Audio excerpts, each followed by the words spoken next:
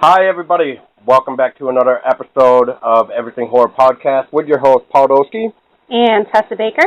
And we have an amazing interview here. We've been trying to do this for maybe a month and a half, 2 months. I don't even remember anymore because it's life. We all have life, and that's just life.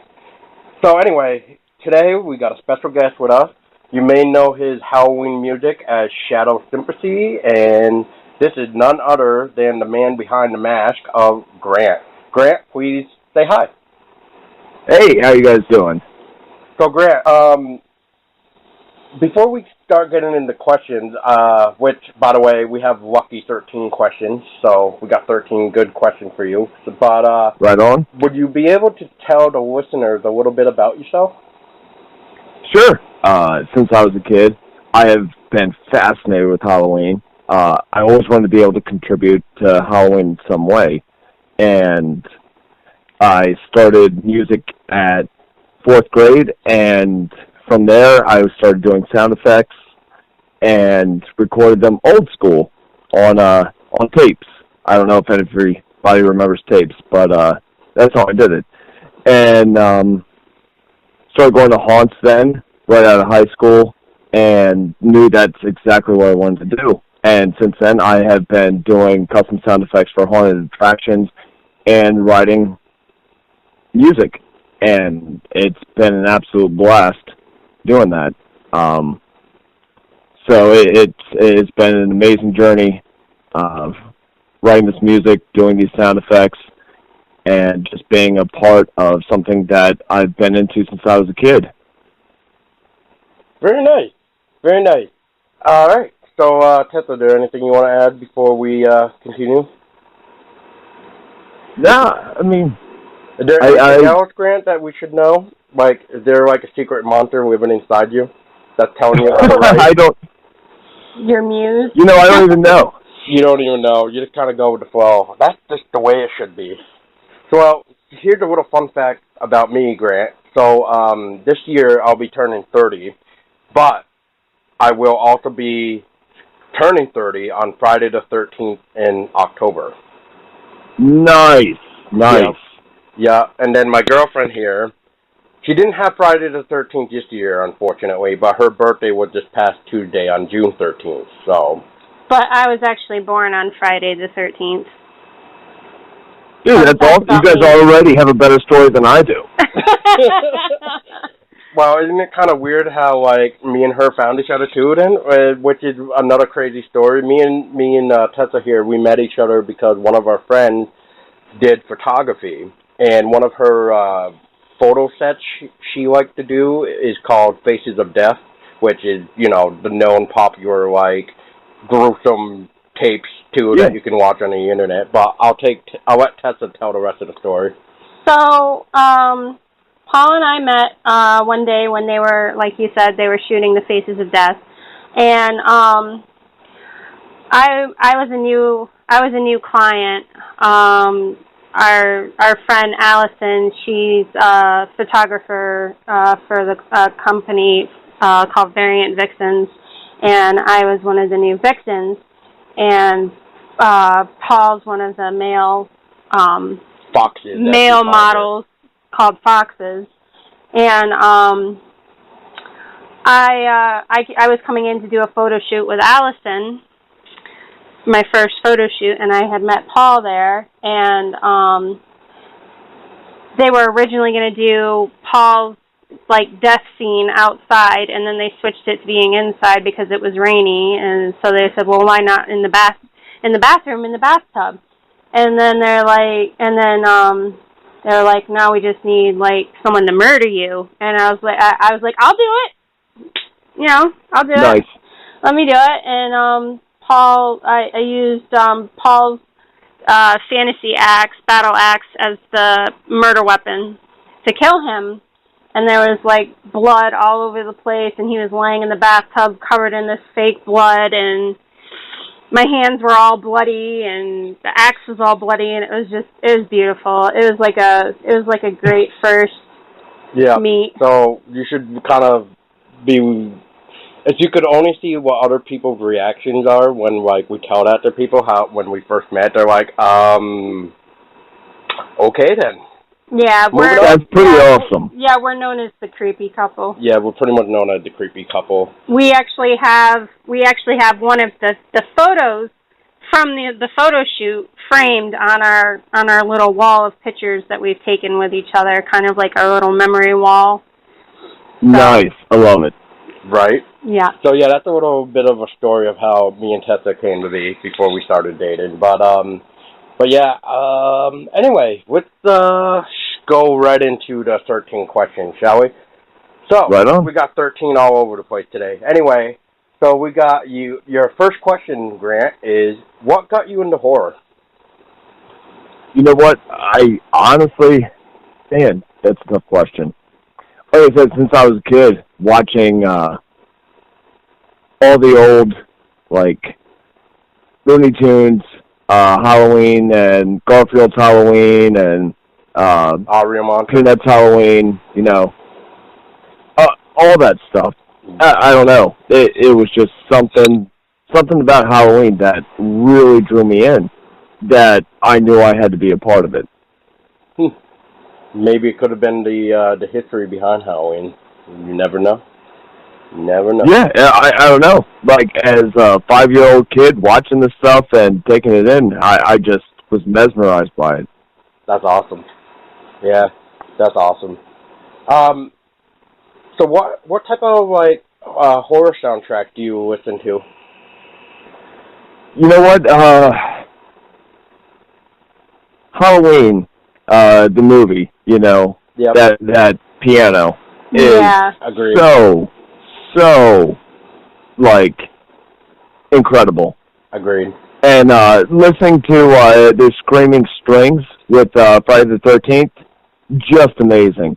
So listening to that stuff, and, like, even, you know, Psycho with the strings, those really harsh strings, that was something that really drew me in, and has definitely had, like, played an impact on how I write music.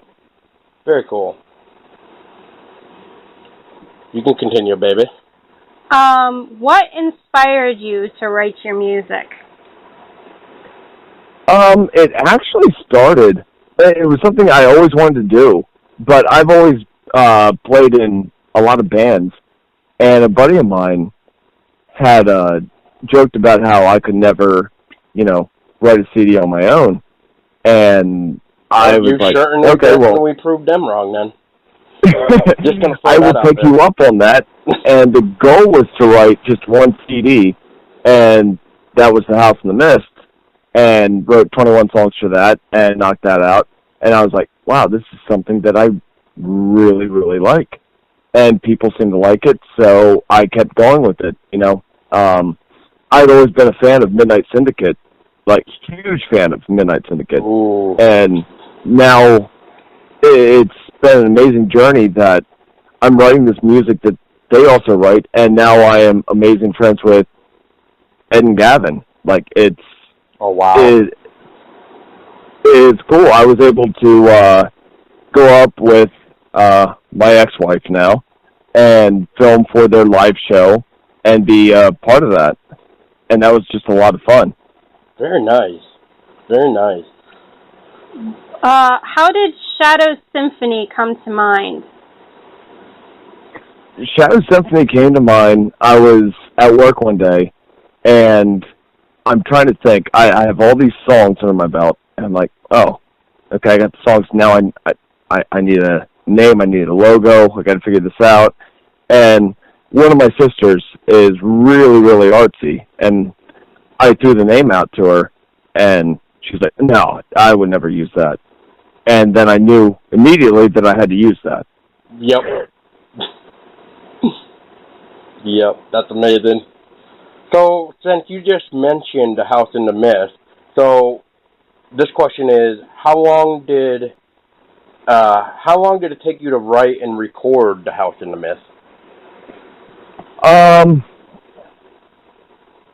because I had to, I knew I wanted to go to conventions. I was being invited to conventions even before I had The House in the Mist finished. I wanted to go with at least 2 CDs, so I wrote The House in the Mist and Threshold of Forgotten Souls within a year. So I literally did nothing but go to work, write music at work, come home, and write more music. So I had House and Threshold knocked out within a year. Very cool. Very cool. So the next one is, which I know you and me were just talking about this before the podcast. So unfortunately, here you go again with repeating yourself, but that's okay. Right. But yeah, the question is, what companies could I or the listeners buy your music? eBay, you can buy physical copies, and then, of course, Amazon, iTunes, all those digital sales, we're on those. Alrighty.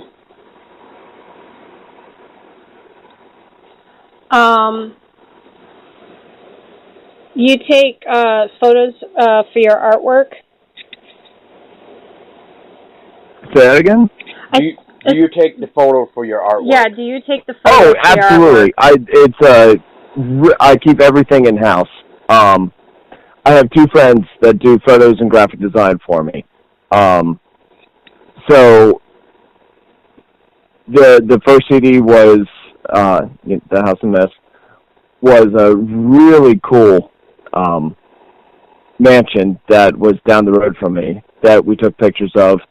And then Threshold was a really cool looking church that we took pictures of.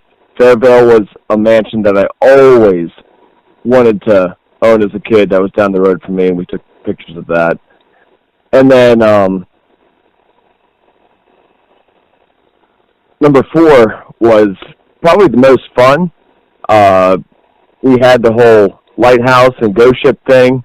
Oh, that's the Beneath the Dark, yeah. I think that's what it's called. Yep, it is. Beneath the Dark was a lot of fun to shoot because I went down to my creek out back, and I had bought a model lighthouse, and I used hair ties for extra layers on the lighthouse to make it different. And then we also bought a little model ship and had that floating in the water and took those pictures and had a lot of fun with that. And the last CD that we had was, a picture of my house. The Winters one? Oh man.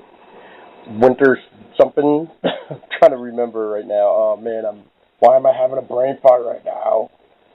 No, that's not it. That is not it. Come on. Winters. Come on, you stupid thing. Come on. Winter.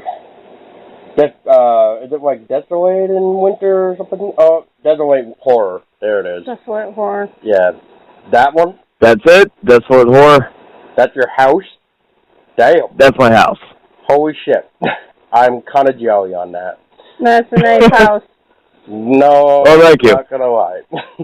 Cause that almost looks like a house that me and Tessa here were talking about, like a place out in the woods, away from society, kind of like saying like, yeah, this is the life. So. Yes. It was inspired definitely because of Friday the 13th and Evil Dead. Like, that's why I bought this house. And I always wanted to use this as something for a CD. And nice. It just happened to turn out I came home late from work one day, and we had a shitload of snow. I just had to take a bunch of pictures, and that was the CD cover. Okay. Well, this question might continue that last question we were asking about if you take your own photos, because it goes, how do you decide on what to shoot for an album cover?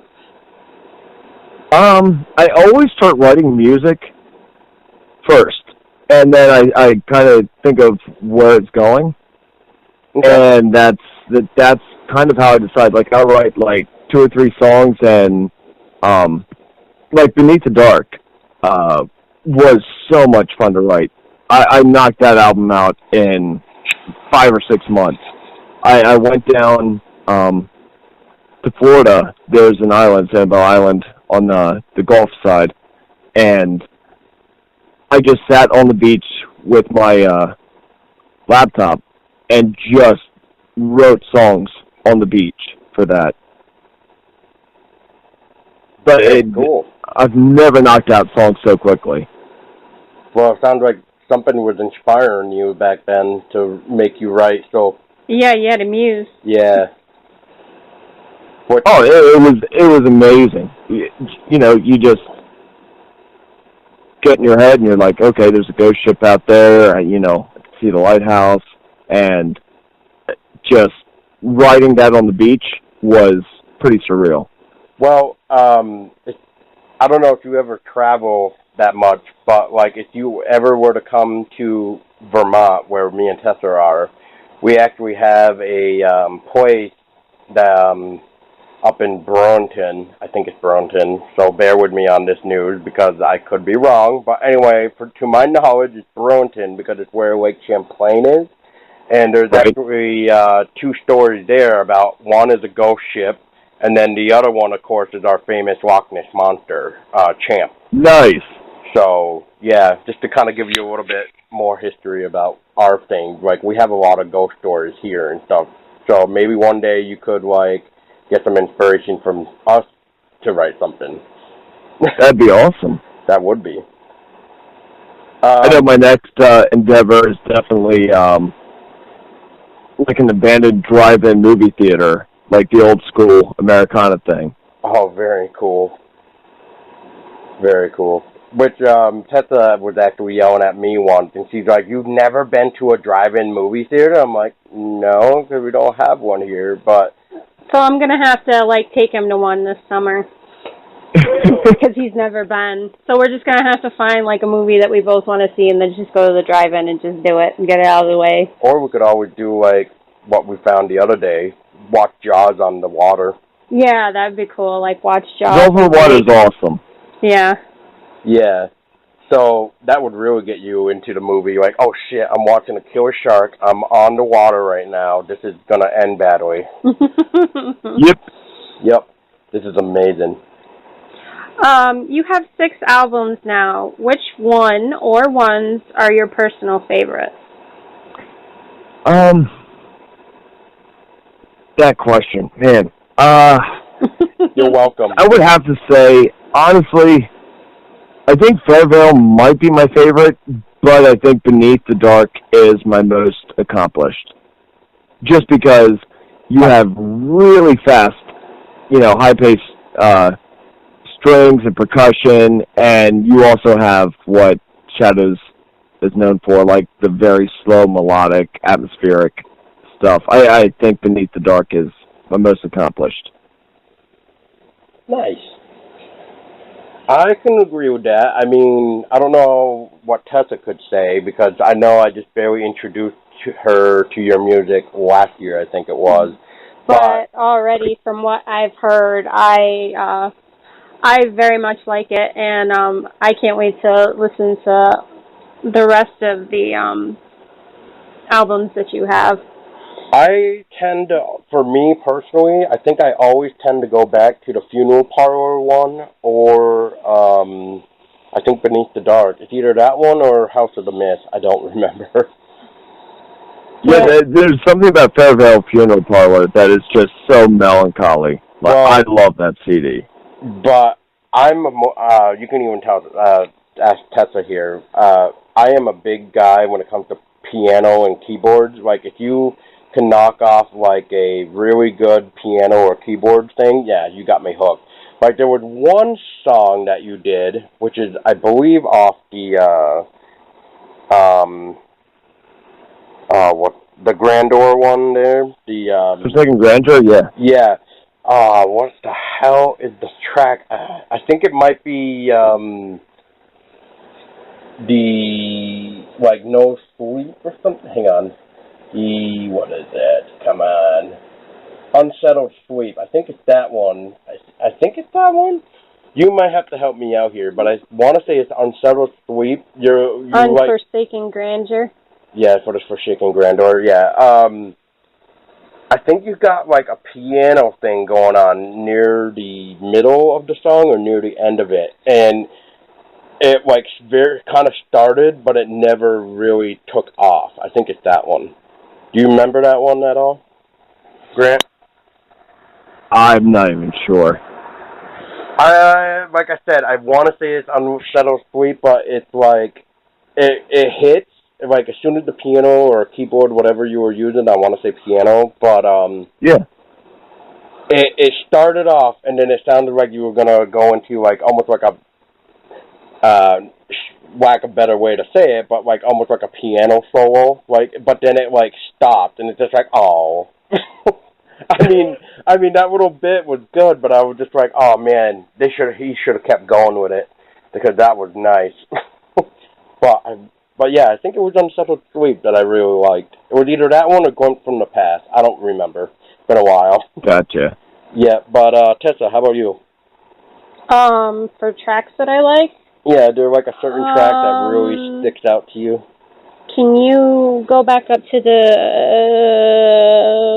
where is it? Where's the one, is it The Witching Hour? The which one? The Witching Hour? Oh, from... that's from The House in the Mist. Yeah, House in the Mist. Yeah, The Witching Hour was definitely one of my favorites. I personally loved it. I believe that's the CD that Paul showed me one day. He also showed me the Fairview Funeral Parlor one, too. But from what I've heard so far, I definitely really dig your music. I think it's great. Thank you.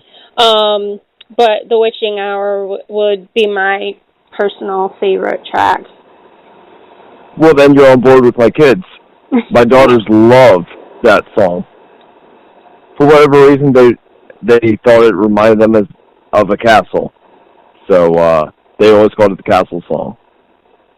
So you know it as The Witching Hour, and my daughters know it as the castle song. Okay. I actually really resemble it to like Halloween or witches or like The Witching Hour, like spell casting and stuff like that. That's kind of like my thing for it. If you get if you get what I'm saying. Yeah. If you had to go back and redo an album, which one would you remake? If I could remake one album.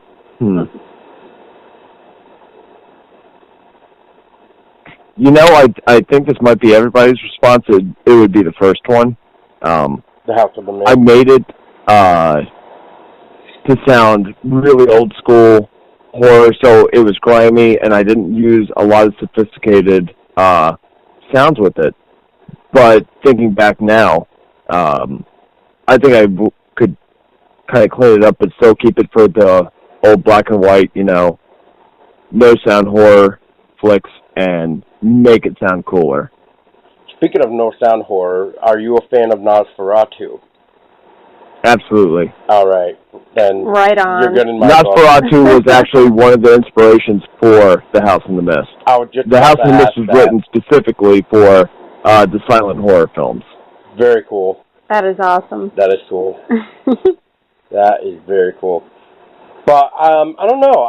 Would you redoing House of the Mist? I don't know. I mean, in my own opinion, I like the House of the Mist the way it is, just because of the fact that it's grungy. It's that old school sounding. I guess I'm more of like an old school guy. Because when I get into modern stuff, which, Grant, I'm going to have to ask you this too after we actually get done with your personal question. But I'll have a few more questions for you. But anyway, I guess what I'm trying to say is I would at least keep the House in the Mist the way it is. If anything, I would say, no offense, Grant, but Desolate Horror, I was just like, Unfortunately, like, I see what he was trying to do with it, but I'm like, to me, this is not Shadows. Like, there was something about Desolate Horror where I was just like, maybe there should have been more songs or something. I'm not really sure. So, That would be my own opinion. Wait, for which one? Desiree Horror. Yeah. I just felt like when I heard it, because that one's only has like 17 tracks, I think, compared to like House in the Mist, where it had like 21 or 22 tracks. I was just like, damn, like, did he run out of inspiration? Like, where's this 22 track CD? I have a very simple answer for that. Oh. That was when I was going through my divorce, and that's why it sounds as somber as it does. And okay, I'll let it go then. I'll let it slide. Well, thanks. You were dealing with your own personal stuff, so it's completely understandable. Everybody has those moments in life. But yeah, Grant, please continue. Well, as like I was writing the CD and I was going through it, and I was afraid to release that CD because it felt a little too melancholy and maybe not enough horror. And so I was getting to the final tracks, and I was like, "Shit, is this going to be, scary enough to use in haunted houses, or Shadows fans going to still like this?" And so I wrote it, and I got to a point, and I was like, "That's it. I'm just going to stop, and I'm going to clear my head for the number 7." Nice. And Desolate, it was pretty well received as far as the fans go, because I go to a few of the big conventions every year, and people are like, "Yeah, it was a little short, but I think it might be my favorite CD." Yeah, I mean, so it felt nice, and I knew, and I felt bad that it was shorter. Well, like you said, but I never want to write songs like as fill-in songs, so I wanted to keep it authentic, and that's what I had. And that's understandable. Yeah, see, now I'll let that slide with you. So that's okay with me. But, yeah. I think even Tessa noticed that it seemed to be a little bit shorter, too, because, like, from House in the Mist going to, from House in the Mist, Beneath the Dark, and, the Forsaken Grandeur, those were, top-notch. I like, pretty much almost the entire CD. If not, having favorites here and there. But, House in the Mist, Beneath the Dark, I listened to that CD all the way through, because there's not one bad track, if you get what I'm trying to say. Thank you. It's like a favorite of yours. Yeah, it's definitely one of my favorites. Those two, anyway. Threshold, if I remember right, I do like that one, but I don't really know if I skip through any songs. Like I said, it's definitely been a while. And, but, everything you do, I can't really complain, so I'm not worried. It's just that one CD, but like I said, I forgive you, Grant. I now that I know the story, I will forgive you. So, thank you. Yeah, but what's exactly? So these next two questions are going to be interesting. So, I think it's your turn anyway, right? I can do it. Have you thought about adding creepy or scary narrations to your tracks, like making a story with them? There was actually a plan to write short stories to each of the CDs. I'm not sure if that's something that's still going to happen, but I did The House in the Mist, on top of everything that I've said about it, was written also because I had a dream about it was sort of a mansion where people were murdered and there were walls blocked off and there was a family killed and all that stuff, and people never knew that room existed until they started tearing it down. And there are, when I write, there is definitely a storyline behind it. It would be really cool if it would ever come to fruition with books. I'm not sure if it will or not. Yeah, because I've always felt like sometimes when I listen to your stuff, it felt like there could be some type of creepy thing being said, or like either by a ghost or by like a pirate or something, just to make it more like alive, I guess I want to say. And I definitely think maybe Threshold of the Forgotten Souls. I think that would have been a good one to use, because maybe you could have used like certain type of moans to say to pretty much represent the Forgotten Souls, I guess is what I want to say. Baby, how about you? Did you ever feel like there could be any narration from what you listened to? Pretty much what you've already said, like spirits or like moaning of ghosts, or like even like I don't know, like cat meowing or hissing or something in witching hour, or witch cackling or something, you know. I do get to do that for the haunted attractions, because the ones that use my music also love the custom sound effects I do over top of it. So I actually, like, some of those that you're talking about do exist. Oh, okay. Oh, that's cool. Well, then I need to see proof of this. Well, one of the biggest haunts I do, there's one in Massachusetts, and there's one in Pennsylvania that I do like a ton of work for. There's people I work for all over, but Massachusetts, it might be Massachusetts, it might be Connecticut, I'm not sure. It's all a blur. But there are haunted attractions that do use my music, and they're like, can you please put this over this? And it's really cool having young daughters, because you automatically have little kid, you know, ghost laughter. Yep. And that's a lot of fun to record and put over the music and using the haunts. And I bet your daughters have fun doing that anyway. Oh, they love it. No, it's so much fun. Oh, no, I bet. I can already, like, picture them, like, I don't know how you would do it, but for somebody like me, I would be like, okay, now I want you guys to start, like, going, ooh, like, yeah, really like, get into it. Okay, we're not happy right now. You're in a bad mood. You're really sad. You know, it's all that. Yeah, just let it out. And they nail it. Nice, very cool. That is cool. So we're getting near the end of the questions, unfortunately, but I hope you guys have enjoyed the interview so far.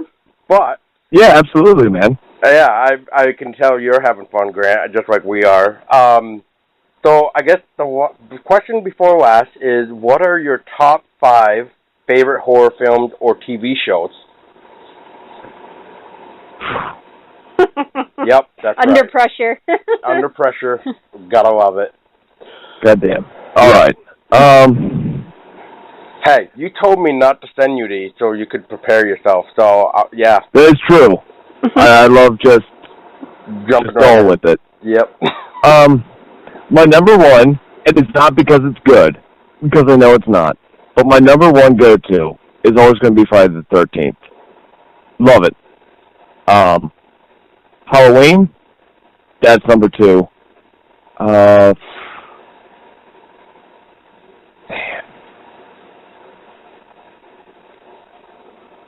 love all the old, you just pretty like much camp movies, man. Like Sleepaway Camp, that's a great one. Cabin Fever. Cabin Fever, like, I like it and I don't, but I do overall like Cabin Fever. Jeepers Creepers, for sure. I don't know what it was about Jeepers Creepers. I saw that on the boardwalk when it first came out, and that movie freaked me out, and I loved it. Well, did you hear that they are making Jeepers Creepers 3, right? You know, I have seen teaser trailers that have been bullshit, but somebody told me that they are, in fact, making a 3rd, finally. Yep. So, I'm pretty excited about that. And just so you know, Jason Voorhees is one of my horror icons. So that hurt my spot right there, Grant. Yeah. Wait, what's that? Friday the 13th. Jason Voorhees is Paul's favorite ultimate horror icon. He has Jason's mask tattooed on his left arm. Oh, dude, my kids run around with Jason's mask on. Well, I love Friday the 13th because it is so good. But I know I also get knocked for saying I like Friday the 13th because people say it's corny and whatever they want to say about it. Dude, you're safe with us. We love Friday the 13th. Yeah, we love Friday the 13th, so you're good. yeah, well, that's why I wanted to buy a cabin, and that's why Desolate Horror exists, and so... Well, that's why, good job, Friday the 13th. Well, that's why, I helped back Friday the 13th, the game, to help make it happen, too. Because I was just like, we're going to be getting a Friday the 13th game that hasn't been made since 1989 or something like that. Yeah, I'm going to donate, $385 to make this game happen. You donated to that? Yep. That is awesome. That is so awesome. I'm a huge fan of the original. I still have my original Nintendo. That is awesome. I have yet to beat Friday the 13th. Yeah, that game was intensely, wow. I don't really remember it that well, but the music, though, I still remember, that pixelated music or whatever you want to call it. That still is awesome. Dude, that was my alarm clock to wake up for years. See, exactly. Exactly. But yeah, you were saying Friday the 13th, Halloween, Jeepers Creepers, Sleepaway Camp. Sleepaway Camp. What's your last one? Oh my god, I'm so bad with names. Like I said, I don't remember the names of my own songs. It's the one with Sam in it. Trick or Treat. Trick or Treat. Trick or Treat. That's it. Yes. Yeah, that's a favorite of Paul's and mine, too. I just actually showed Tessa that movie last year because she'd never seen it, and she's like, I freaking love Sam. And then she's like, can we adopt Sam as our kid? And I'm like, yeah, whatever. Yeah, why not? That's so awesome. Yeah, that's awesome. Yeah, Trick or Treat is fucking amazing. I love all of Rob Zombie's films, obviously. Yeah. They're amazing. You're so bad. I know I am, but it's true. They killed Halloween. He killed Halloween for me. Goddamn bastard. Should have just left Halloween alone. Oh, stop it. I know. Play nice. I will. Okay. Yeah. His music, his stuff is so good. Yeah. All right. Feel free to slap him through the phone, Grant. Yeah, you can slap me through the phone if you want to. I don't care. Well, the way I look at it is, it's the same thing as Friday the 13th. You know, Sean Carpenter. Was it Sean? No. Who was it? Who did the original Halloween? John Carpenter. John Carpenter did Halloween. Who did Friday the 13th? Sean Cunningham's. Yeah. Right? That sounds right. Yeah.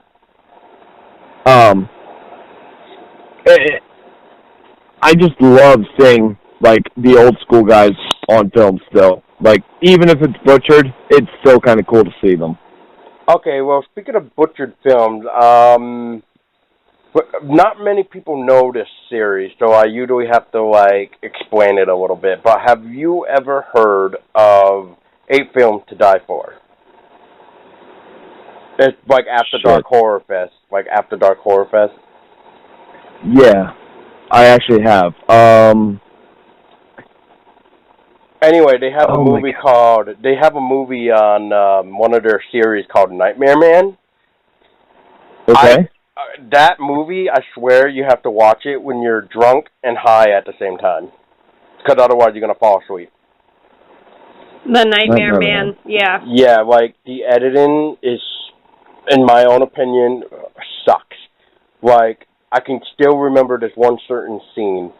So there's a part where this lady who was having really weird visions or whatever going on is running through the woods, or the husband is one or the other. Anyway, the point is, at one point you see this person running through the woods. Then you got this cabin in the woods type of deal where people are, like, having fun. Teenagers are, like, trying to play strip poker and all this jazz. But the worst editing I've ever seen is where one of the teenagers is unbuttoning their shirt, right? And then it cuts back to the person running in the woods, and then it cuts right back to that person unbuttoning the same exact button she just buttoned to begin with. Like, yeah, like, and what really shocks me is that it's a UK film, so I don't really want to bash UK too much, but come on, UK, you can do a little bit better with editing. But, like, that's what I mean, though. Like, that's like just one example I can give you with Nightmare Man. Like, just some of the editing is just really not there. But I do have, speaking of the 8 films to die for, I do have one recommending film, if you haven't seen it, that I recommend that you do watch, and it's called The Grave Dancers. Ooh, that's a good one. Grave Dancers is amazing. Yeah, it's the guy from Prison Break. Yes. Yeah, that's one of mine and Paul's favorites. I freaking love it. What was another one? So The Remains good. or It Remains? Wicked Little Things is another good one. Yeah, Wicked Little Things is another good one. What was it? The Remains or It Remains or something like that? What about the one with the actual cadavers? Yeah, that's with the From Within, or what is? Yeah, From Within. I think it's called From Within. That's what that is? I think so, yeah. Yeah, I think that's the one. I almost want to, like, get up and look at the horror collection, but... Yeah, we got a pretty nice little... Well, not really too nice, because the guy from this day definitely beats our collection. But anyway, yeah, I want to say From Within, because From Within involved a book. The cadaver. The cadaver and, like, a book. Yeah, I think it's the... Yeah, let me take a look real quick. All right. Well, yeah. So Tessa's going to go take a look for a minute, and unfortunately we'll get to the final question here in a second, but Grant, is there any horror figures too that inspire your work as well, like Nosferatu, like Children of the Corn per se? From Within was... Oh, hang on. From Within was... Babe, I don't think we're going to be able to hear you. From Within was what?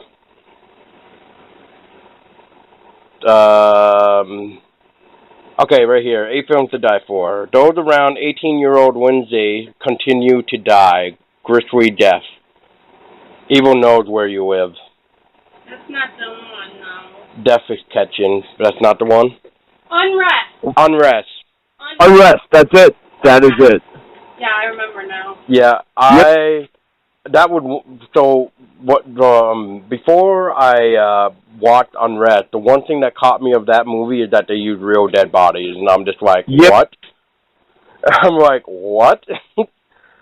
Grave Dancers and Unrest were 2 of my favorites from that whole 8 films to die for. Agreed. And they went on and did, 4 more afterwards.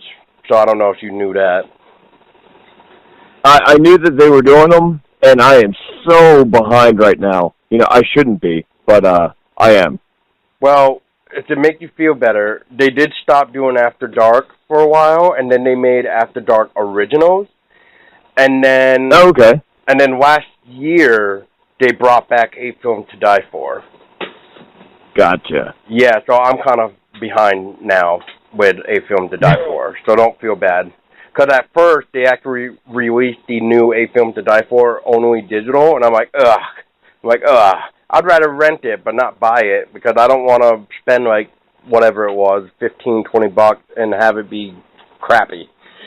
Even though I bought in all the other films anyway. But speaking of films, are you into, foreign films at all? And what I mean by that is, are you able to watch a movie that has subtitles? Absolutely. Are you familiar? Are you familiar with one called Martyrs? It's a French movie. No, I'm not familiar with that one. I think there was an Asian one, Shudder. Oh my God, Shudder. Yep. Okay, you know that one? Yes, I do. Yeah, it's phenomenal, right? Yeah, I love that movie. I think we have that one. Don't we? Shudder? Yeah, Shudder? Yeah, Steve? Yeah.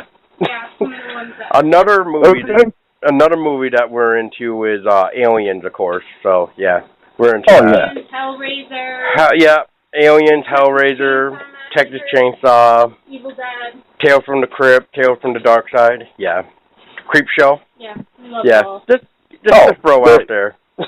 Classics. The Exorcist, even The Thing. Yeah, Silent Hill, White Noise. Yeah. Like so I said. Yeah, Silent Hill. You know what? I don't have enough to fill the top 5, I guess. Because like Silent Hill is definitely up there, and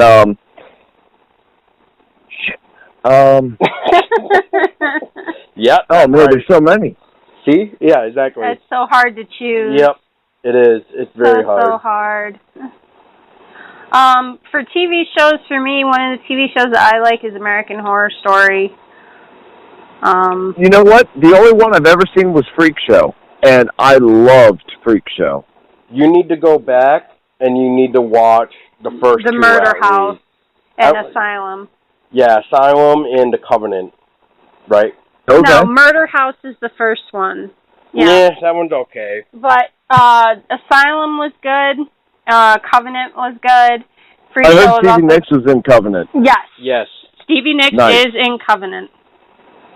Yep. I'm a huge Fleetwood Mac fan, so that was cool. Yeah. I like Fleetwood Mac as well. Covenant might actually remind you a little bit of your House in the Mist. A little bit, maybe. Really? Yeah, a little bit. Yeah, like, if you watch it and then maybe go back and listen to that album, you might kind of see what I'm talking about. Because Covenant was more like a witch season. Yeah. Like a witchy season. Right. So, like, think of it as the House of the Mist having a story. Like, that, like, in a way, I guess. Right? Mm-hmm. Okay. Yeah. Yeah, Tessa's nodding. But yeah, I would recommend, I said, mm-hmm. Yeah, well, we can hear you. Anyway, I'm pretty sure, Grant, too, if you want to, if you have Netflix, I'm pretty sure they're all on there. Yep. Okay, well. Okay. So, yeah, you can catch up. You know what else is cool is Hatchet. Oh, my God, yes. Yes. All of the Hatchet films. I haven't seen Hatchet 3, so I don't know if that's any good or if you would recommend it. I've only seen 1 and 2. Okay. So we're in the same boat. Okay. So, have you seen Oculus? Oculus? Yeah. Yeah, oh my God, I love that movie. Oculus is so good. You need to watch it. I wonder if that's still on Netflix. It's up there, too. I know. I know I own it because I loved it. Yeah. Oculus is great. Yeah. Another one called The Awakening is really good. It's about this lady who's a paranormal investigator, and she gets called into, like, this school. Mm-hmm. Okay. And she goes to figure out why this spirit is hanging around there. Because what it is they show each photo from, like, as the years went on. And each time you look at the photos, the girl in the pictures is, like, first she starts off inside the building, and then she's outside, like, standing next to the people outside. Okay. So they're so pretty much she's trying to figure out, like, who this person is and, like, what's her story. But that movie kind of dumbfounded me because I thought it was going to end, and it didn't end. I was like, wait, what? That's another movie I would recommend, is The Awakening besides Oculus, which that is really good.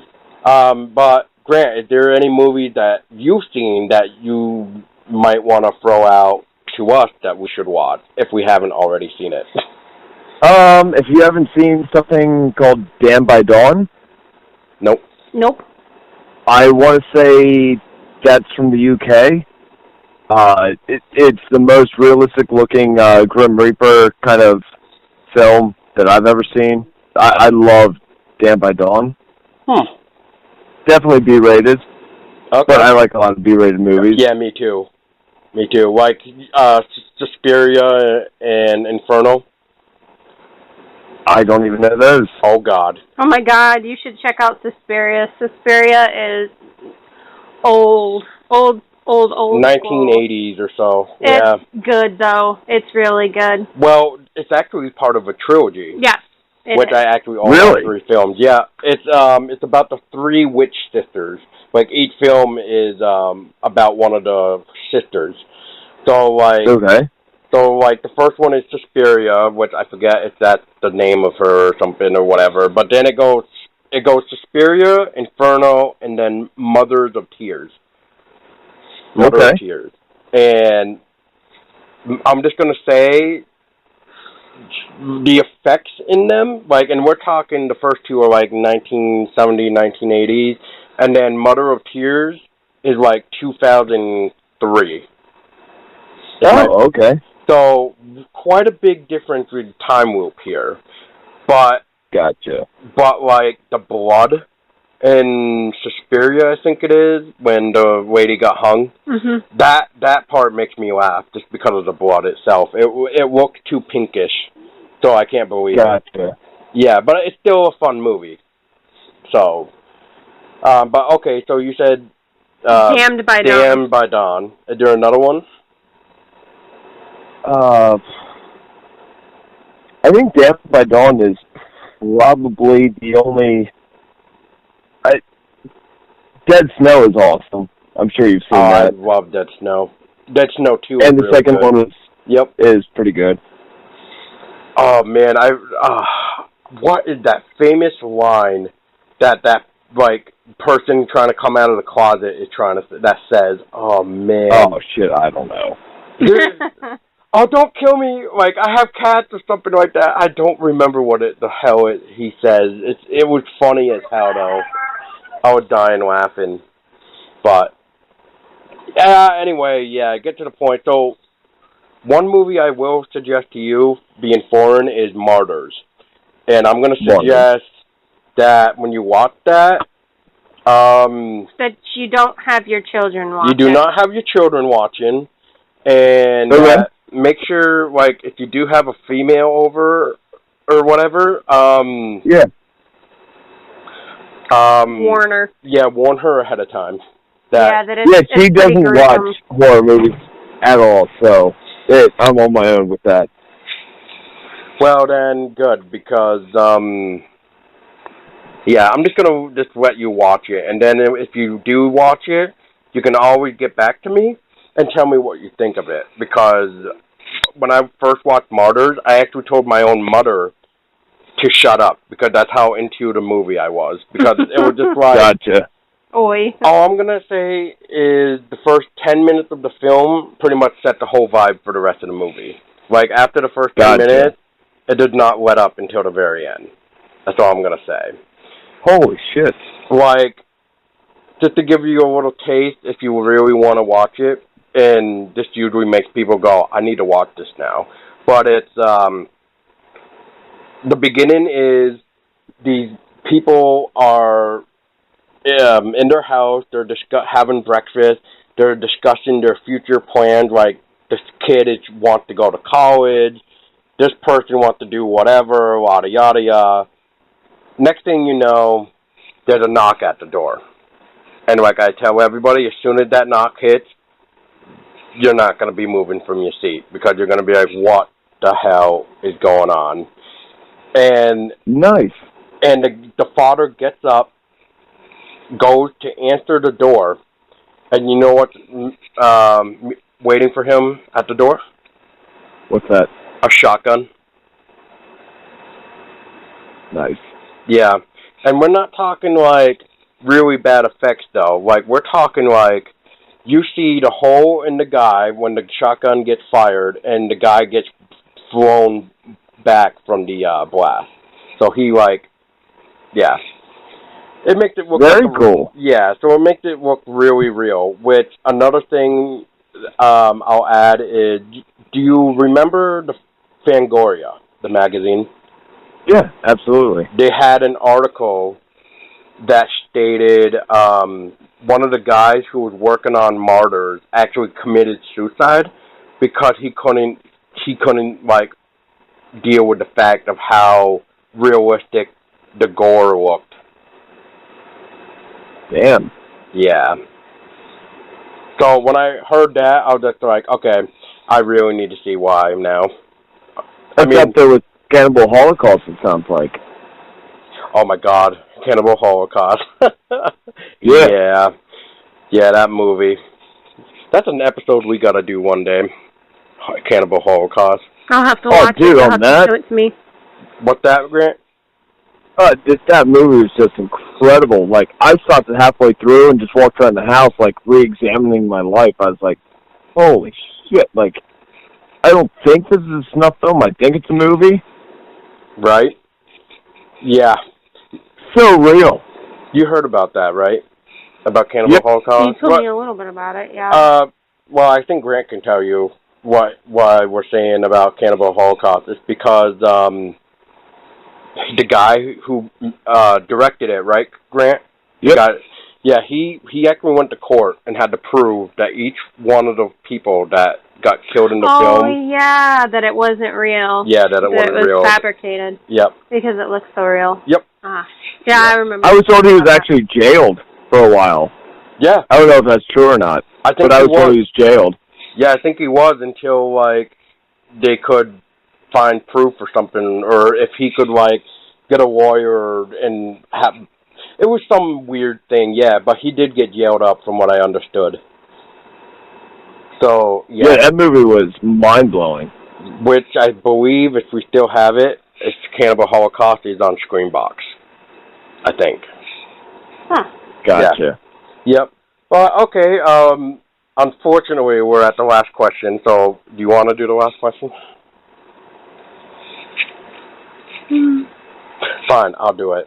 I know you want to. I don't really care who does it. Yeah. So, we've all been talking, I think, having a good time chatting anyway. But, yeah. So the last question for you, Grant, is has anything inspired you for Seven's film?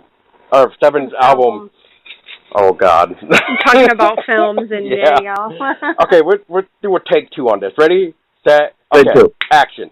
All right, Grant. Ready. So has anything inspired you for Seven's album?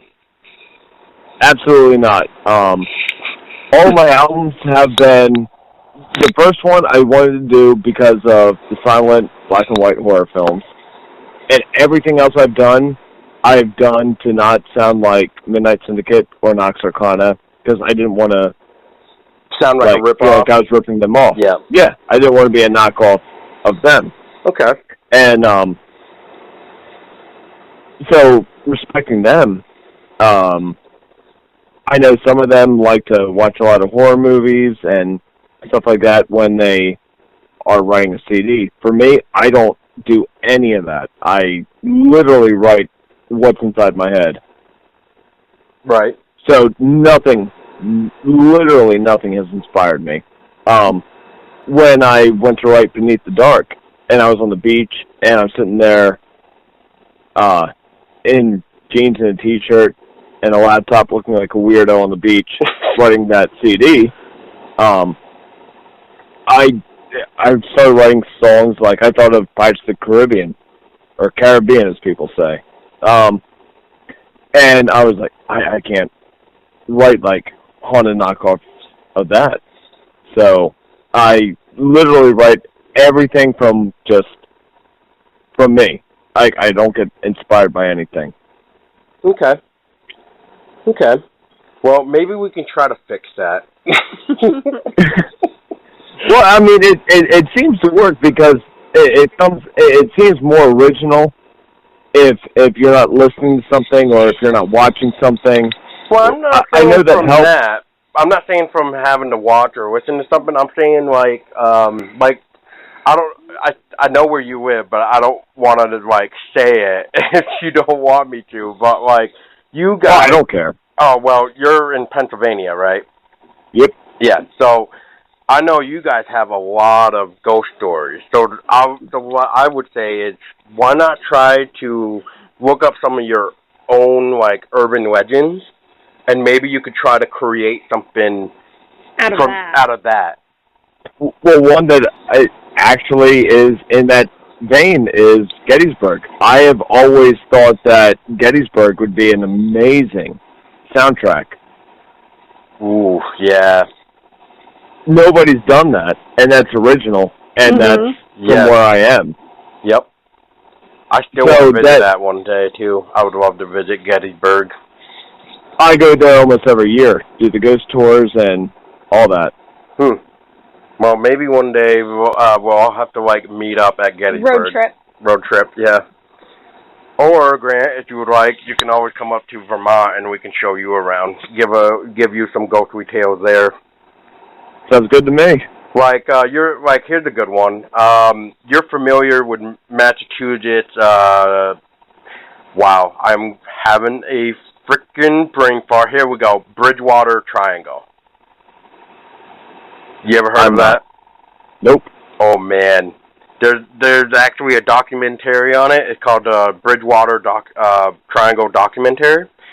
If you can find that, I would recommend purchasing it because it's really, really cool. So I'm going to kind of give you an idea of the Bridgewater Triangle.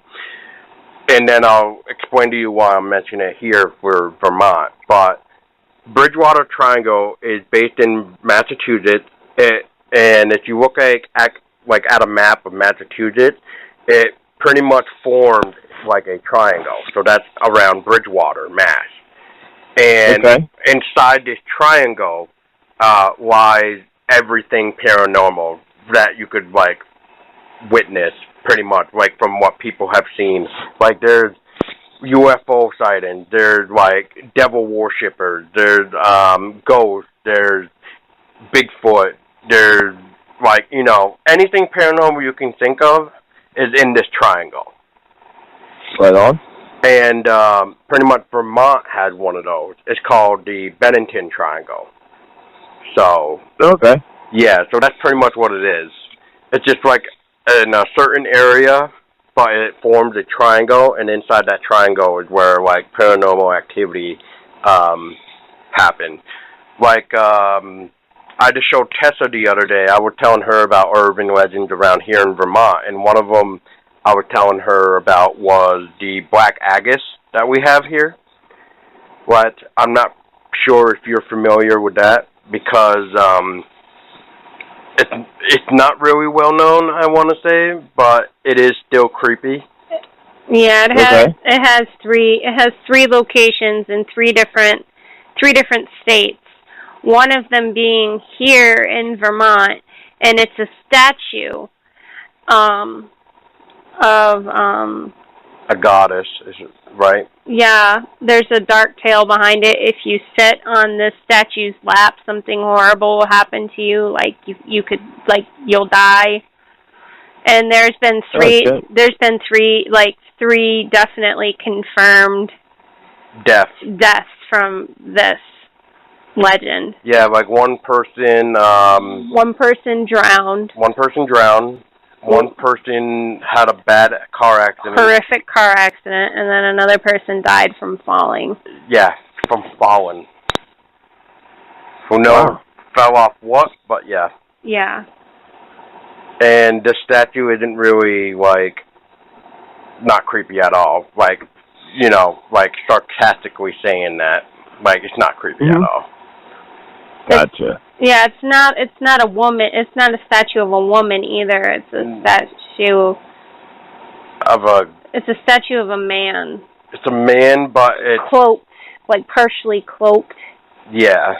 Yeah. And it's supposedly haunted by this lady who was mistreated. Okay. And, like, there's a lot of things about it. Like, I guess, like, you might have to help me with this, but, like, the eyes were bloodshot or weak blood at, like, midnight or something. They turn red. Yeah, they turn red. It's the Burlington Haunted Tours, I think, and Inns or something, and Haunted Inns and Getaways, I think. It's right there by your finger. Yep. But yeah, Grant, if you ever need inspiration with stories, maybe, to, like, form a CD, just come my way, and I'll tell you, like, books to get. I'll be like, yeah, there you go. Just get this book, man, and you're going to learn all about the history of Vermont. Like, there you go, man. like, we have an interesting one about the Eddy brothers. It's called. They work. So the rundown of this story is two brothers that were born. They ended up developing like these special. They were gifted. I mean, and they were gifted these supernatural powers. And because they were different, their own parents sold them to the circus, and they traveled around the world in the circus. And then once they got done with the circus, they came back here to Vermont, and they made their very own, like, Green Mountain Inn, I think it was called back then. But if you stayed the night there, they would give you shows.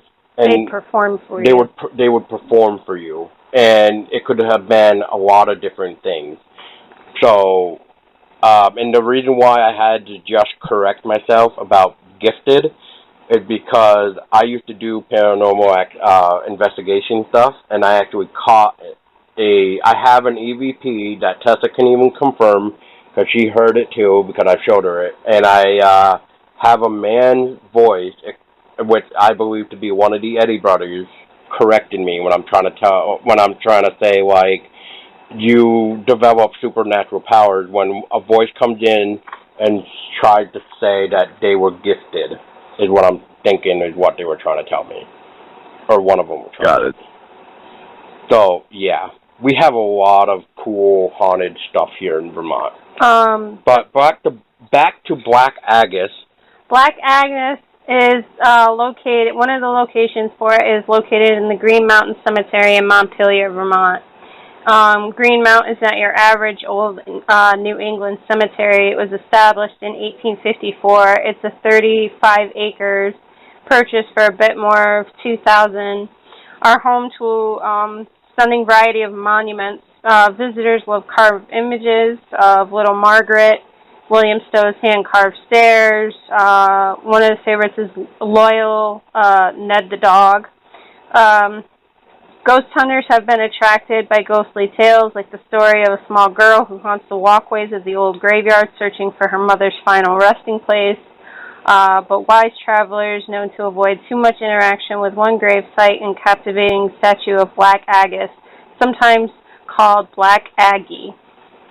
Black Agnes isn't really black. It isn't actually a woman. It's sculpted by Carl Bitter. The work of art is actually meant to be a figure of Santos, a minor figure in Greek mythology, and a demon who is death personified. The statue marks the grave of John Aratus Hubbard, who was born in 1847 and died in 1899, and he was a wealthy Montpelier businessman who pulled a fast one by thwarting his aunt's last will and testament, diverting her fortune to himself. It was a move that was raised the ear of the city of Montpelier intended beneficiary and forever tarnished his name in the process. The monument, which Hubbard commissioned, is said to be the source of bad luck or even death for the person foolish enough to mess with it. Consider the story of three teenagers who sat on Black Aggies during the full moon, trying to prove to one another how brave they were. They were feeling secure as they all drove home without incident, thinking they had escaped the curse. A week later, a boy fell, seriously fracturing his leg.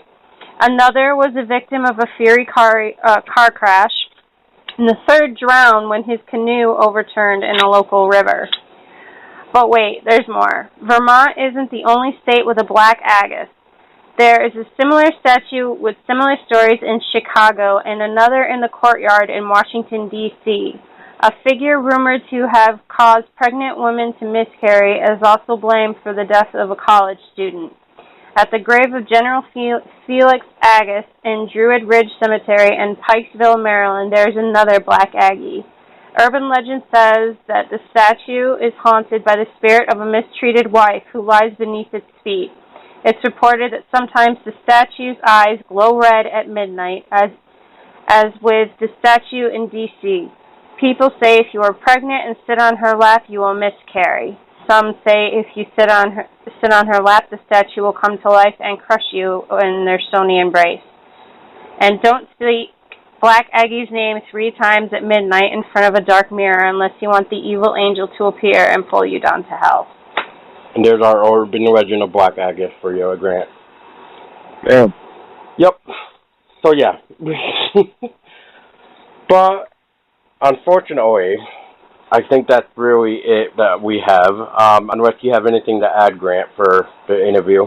I mean, is there any type of urban legend that you've heard from Pennsylvania? Anything crazy?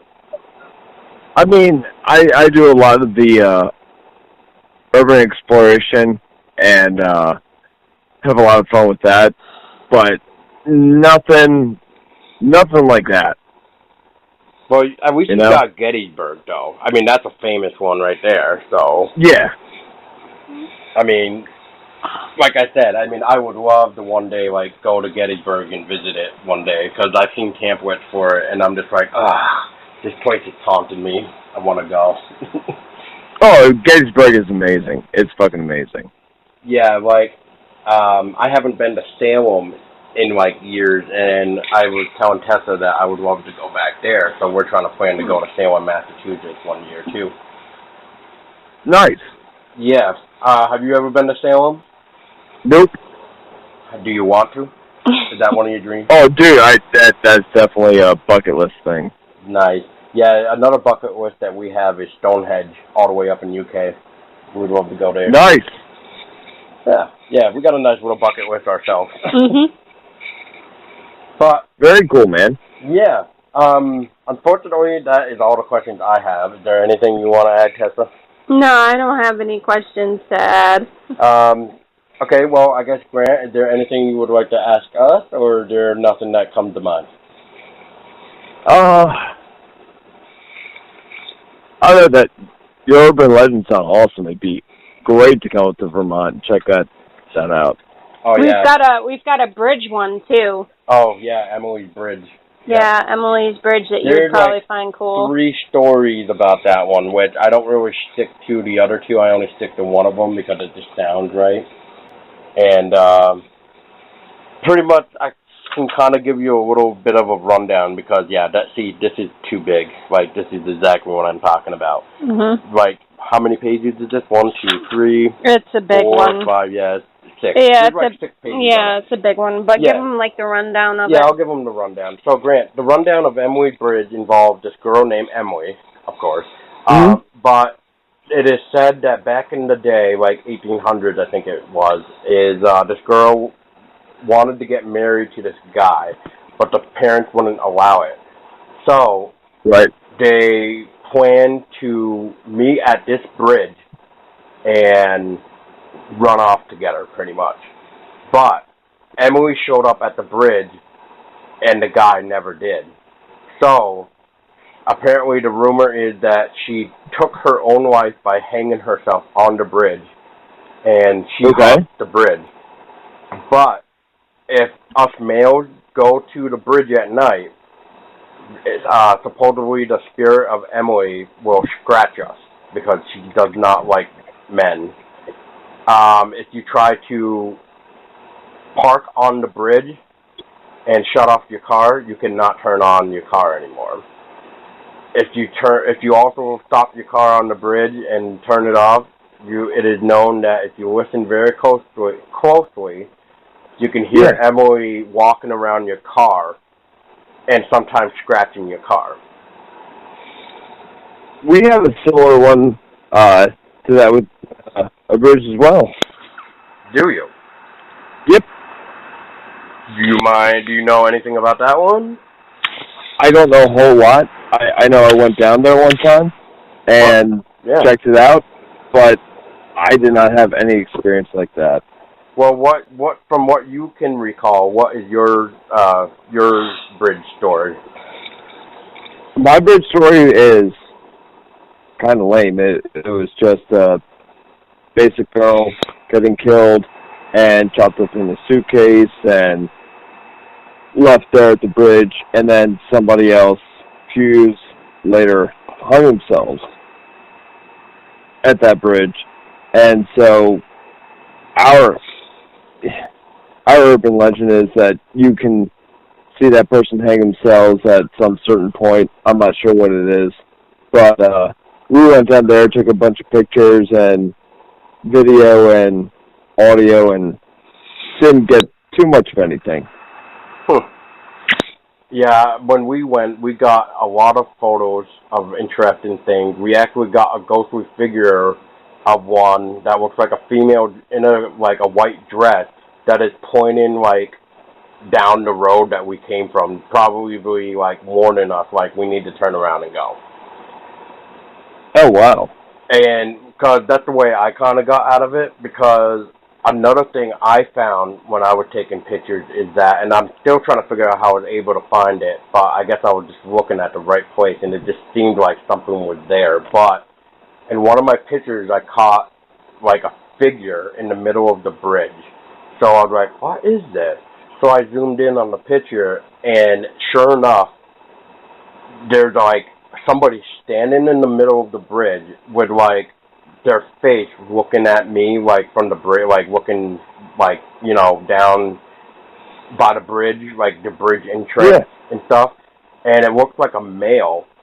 And this thing has to be like tall as hell too. Like he seems like a tall male violent spirit, because there's something wrong about this. Like I think that must be what Emily's spirit, I think, was trying to tell me, like why she was pointing down the road. Mm-hmm. So, but if you ever read anything about Emily's Bridge, it seems like nobody has ever mentioned about this male spirit that's there, which is odd. So, I don't know who this spirit is, like male-wise or what, so it was really interesting. And the only other thing weird to happen besides scratches on us is, so we're talking summertime when we went down, full moon. It had to have been like 80 degrees that day, and it has to be like almost 70-degree weather at night. We could see our breath. All three of us that went could see our breath. Really? Yep. I tried to get like documentation of it on video, but you could not see our breath on video. So I was just like kind of disappointed about that, because we could see our breath, and it was like 70-something degrees. That's just like, wow, like there's something here. Dude, that's awesome. Yeah, but if you don't have anything else, Grant, I guess that's it. All right. Yeah. But thank you so much for joining us and giving us an interview. I know this is something that Paul and I have really been looking forward to. Yep. And I'm pretty sure. Yeah, it's been awesome. And I'm pretty sure you just made his day, so. Oh, every time we do an interview, it makes my day. It was just kind of random, because we were just playing Friday the 13th, and I looked down and there's your text, and I'm like, babe, you got an interview. Very cool. Yeah, so, but yeah, Grant, I do want to personally thank you, and thank you for creating your amazing Halloween music that I got to listen to every year, like around October, because it just wouldn't be the same without it. Yeah, thank you so much. So, yeah, I mean, as me and Tessa here, we love Halloween too so much that like we still have Halloween decorations still up in our house. Well, part of our apartment is. My bad. No, part of our apartment is Halloween themed. Like our kitchen is Halloween themed. Very cool. Yep. It's funny because during this interview, I guess my youngest daughter heard me talking, and she came out wearing a Jason mask, and I took a picture. So I will definitely if you get pictures, I will send that to you. I do get pictures. All right. Well, then I will definitely send that to you right after we hang up. All right. And Grant, like I tell everybody too, if you want to add us on Facebook, like our personal account to keep in touch, you're more than welcome to. If you have one, if not, then you can keep my number if you want to keep in touch. Yeah, definitely. I also want to say that if there's anything down the road that you ever want to talk about, to shoot us a message and we'll look into it. Like if we do, when we go to do like our Halloween episode for like Michael Myers. Michael Myers, Friday the 13th stuff, you're more than welcome to join us as well. Very cool. Yeah, I mean, like I was saying earlier, we're not bad people. We understand life is life, and that the podcast can come second no matter what the issue is. So we don't like to. I just want to throw out there to everybody, like, we don't want to throw down everybody's throat who interviews us, or we get an interview with, that you need to do it with us. No, we understand everybody has a life, so, and that's what should come first before you put our podcast in line, I think. But, well, that's awesome, man. Yeah. But, yeah, Grant, once again, thank you again. And I guess for a final word is where two things. Where can people find you if they wanted to learn more about Shadow Sympathy? And once again, like, are you ever going to start using your Instagram account again? Probably not. I put like what 6 or 7 pictures up, and then I just kind of stopped. Yep. I don't know. I enjoyed checking out those photos because I was just like, damn, these are pretty cool. So yeah, I have a lot of pictures I can put up, but I don't know. Okay, well, here's a personal question. Just because as much as I love your music, Grant, would you be willing to maybe make a cool intro for our podcast? Yeah, definitely. Oh, yeah, now you just made my day. Oh, wow. Yeah, now you just made my day. Yeah, because I was just like, I would really like to have some type of creepy, cool music to have for our intro. So, and I'm just like, well, when we interview Grant, whenever that is, I'll have to ask him. So, yeah, you just made both our days. Yeah, definitely. Yeah, I mean, pressure's fucking on for me. Thanks a lot. Oh, yeah. Yeah, I am so sorry. so sorry. How darest you? I am so fucking sorry. I don't know how many times. Fuck. Well, there goes that cool. Yeah, no, I will start. I'm in the middle of a bunch of sound effects for haunts for this season, but I will definitely try to work on something. Like I said, just take your time. It's life. I understand. I mean, it's not like I need it tomorrow. So. Gotcha. Yeah, I mean, that's why I was kind of asking about, like, if you would like to have music for the beginning and ending of this. But, yeah, before I get too carried away, let's do what I was going to have you do. So, Grant, yes, if you would like people to find Shadow Sympathy and keep up with you on Shadow Sympathy, where can people find you? iTunes, Amazon, Google Play, all your main sites. You know, we're up on Facebook. You know, I don't even know. I'm not that tech savvy, but I know we're out there. Well, yeah, just go to Google, like everybody does nowadays, I bet, and just type in Shadow Sympathy, and then you're going to find out a link. There you go. That's it. Easier said and done, I guess. All right, yeah, Grant. So, once again, I want to thank you personally. And, Grant, yeah, I mean, like Tessa and I will say, you're welcome back anytime. And, Grant, I don't know if you've ever listened to our episodes, but how we end our episode is usually say, stay scary. So, on the count of 3, let's all say, stay scary at the same time. We say what? Stay scary. Stay scary. Got it. Stay scary. So on the count of 3, let's all try this out. All right. 1, 2, 3. Stay scary.